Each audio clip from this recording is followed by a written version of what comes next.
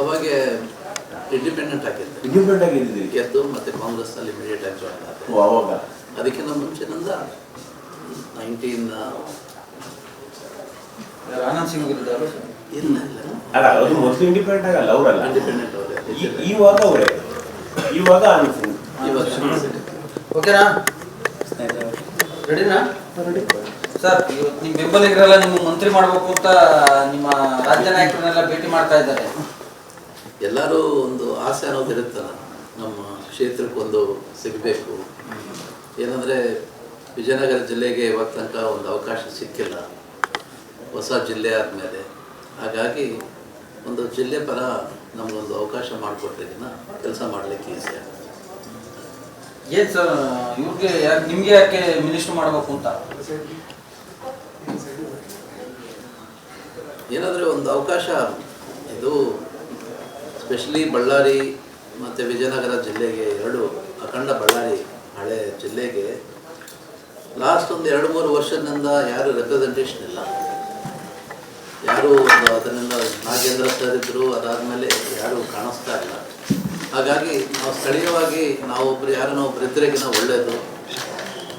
ಇನ್ನೊಂದು ಲಾಸ್ಟ್ ಒಂದು 20-25 ವರ್ಷದಿಂದ ಒಂದು 4 ಎಲೆಕ್ಷನ್ಸ್ ಮಾಡಿ ಮತ್ತು 2 ಎಲೆಕ್ಷನ್ ಗೆದ್ದಿದ್ದೀನಿ, 2 ಎಲೆಕ್ಷನ್ ಸೋತಿದ್ದೀನಿ. ಹಾಗೆ ಅನುಭವ ಇರೋದ್ರಿಂದ ಒಂದು ಅವಕಾಶ ಮಾಡಿಕೊಟ್ರೆಗಿನ ನಮ್ಮ ಜಿಲ್ಲೆಗೆ ಒಳ್ಳೆಯದಾಗುತ್ತೆ, ನಮ್ಮ ಕ್ಷೇತ್ರ ಕೂಡ ಒಳ್ಳೆಯದಾಗುತ್ತೆ. ಡಿಮ್ಯಾಂಡ್ ಮಾಡಿದ್ದಾರೆ ಸರ್?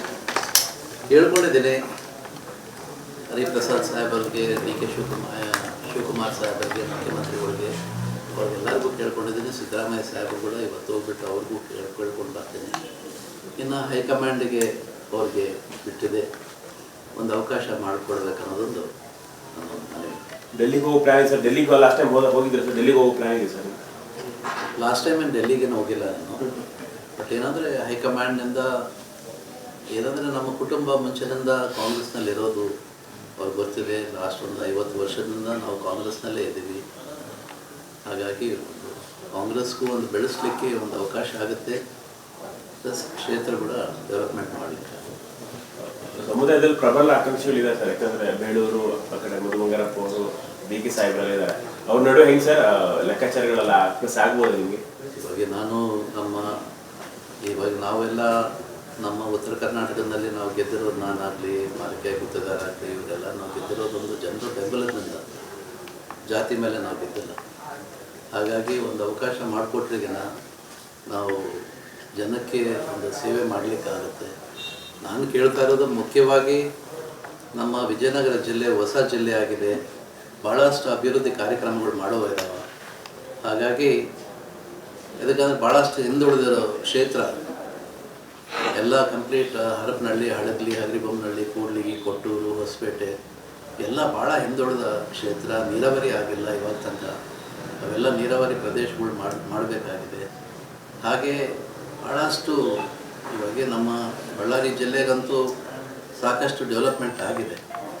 ಎಲ್ಲ ನೀರಾವರಿ ತೊಗೊಂಡ್ರೆ ಕಂಪ್ಲಿ, ಕುರುಗೋಡು, ಸಿರುಗುಪ್ಪ, ಬಳ್ಳಾರಿ ಇವೆಲ್ಲ ನೀರಾವರಿ ಕ್ಷೇತ್ರಗಳು.